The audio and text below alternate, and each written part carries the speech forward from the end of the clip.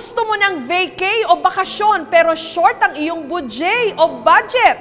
Pues, kulayan natin ang inyong mga drawing mga best dahil may isla sa Quezon Province na malapit lang.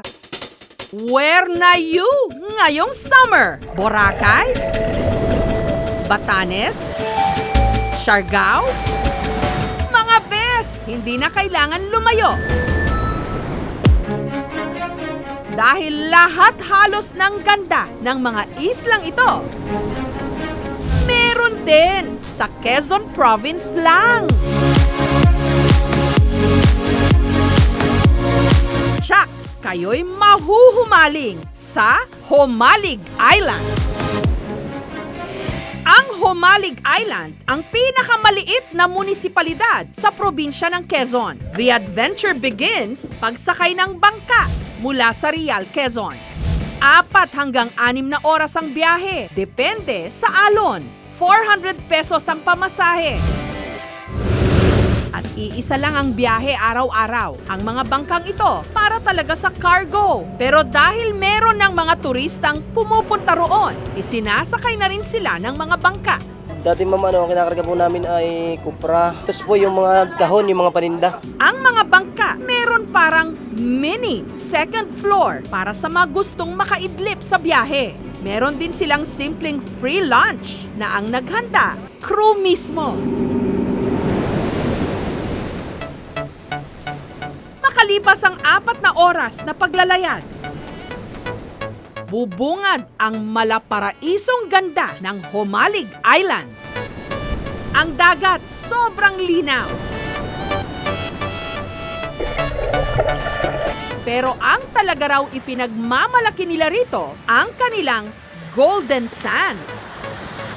Na sa sobrang pino, lulubog agad ang paa ng sino mang tatapak dito.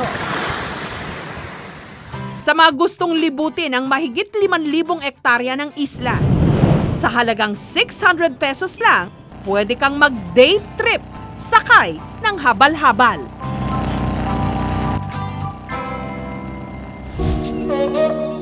Pero ang tunay na ganda ng isla, nagpapakita lang daw sa kabilugan ng buwan. Sakto namang pa-full moon nung dumating doon ang aming team, kaya nag-abang sila. Hi everyone! Welcome here at the Hidden Paradise of the Sun, Humalig Island, province of Quezon! Maya-maya pa,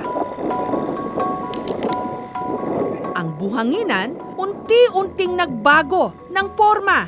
Bumungad ang sand ripples. Para siyang disyerto, para kami nasa Middle East, makikita mo, puro buhangin, tapos doon makikita mo yung dagat. Sobrang ganda niya kasi parang nasa nasa ibang bansa. Isa sa Instagrammable spots. Ang beach na ito, nakaharap ito sa Pacific Ocean, kaya naglalakihan ang mga alon na humahampas pa sa reef. KMJs na yan! Kung low tide, pwedeng maglakad sa mga katabing isla. Actually, ma'am, ayaw namin maglangoy pag ganyan kasi mabato. Gusto namin sa walang bato. Pero yung mga turista pala, tuwan-tuwa sila sa rock formation. Yung sandbar, wala lang po sa amin yun. Yun pala maganda na sa turista. 5 minuto mula sa Kanaway Beach, mararating ang kanilang mini Boracay. Ang Alog White Sand Beach. Ang buhangin kasi rito, hindi golden, kundi puti. At ang tubig, aqua blue. 30 pesos lang din ang entrance fee. Nakilala ng aming team ang magkakaibigang ito na dumayo pa mula sa Laguna para raw lunurin ang kanilang stress. Kalmado ang dagat. Perfect for swimming. Budget namin per head is 3,500. Sa amin, sulit na siya kasi yung 3,500 budget kasi pang 3 days lang yun. Kami naka 4 days kami dito. Plus, we make sure na kahit tipid yung budget namin, hindi kami tipid sa adventure tsaka sa memories na meron.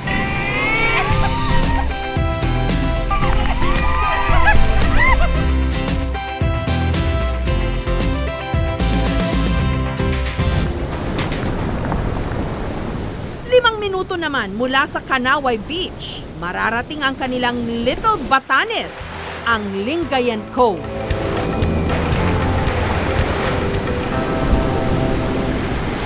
Ang mag-asawang Riza at ang Scottish na si Douglas, dito napiling mag-summer vacation.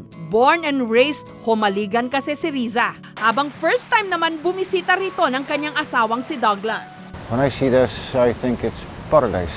It's just laid back, it's just so nice.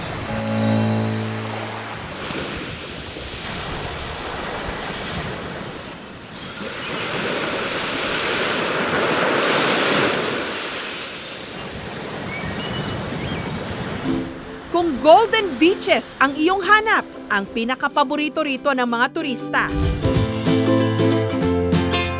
ang Salibungot Beach, kung saan perfect ang kombinasyon ng golden sand at rock formations. We love Jumalik!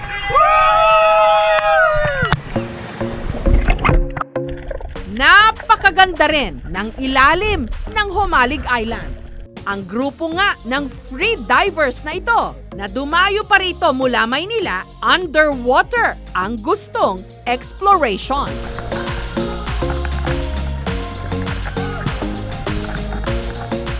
In-expect namin na untouched yung lugar, hopefully walang illegal fishing, saka malapit sa Pacific. Siguro makikita mo yung diverse ng marine life sa lugar.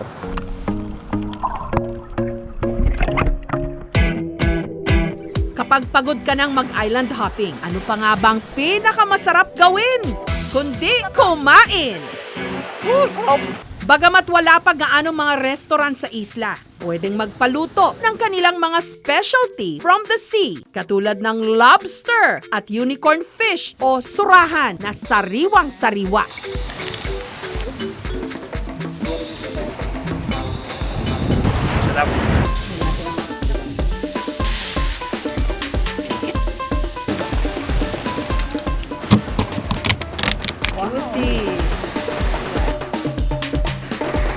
Sobrang maliit ng mata.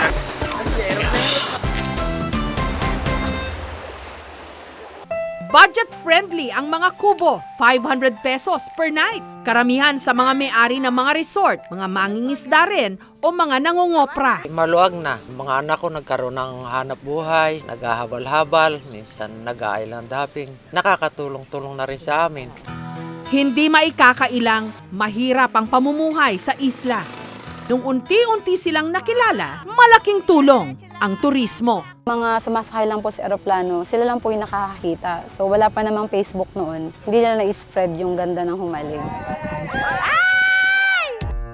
Nakatulong din daw ang social media para mang-engganyo ng mga turista. Dati po may tahimik lang, ngayon po ma'am may ano na. Masaya na po mga dahil dinadayo na po ma'am ng ibang tao. Sana nga po ma'am hindi maabuso dahil po ma'am ay matagal din namin iningatan. Ika nga ng mga taga-Humalig, sa wakas, nagmamarka na ang kanilang isla. Pakiusap lang nila, maging responsable sana ang mga dumarayo sa kanila para mapanatili ang ganda ng kanilang hindi natagong paraiso.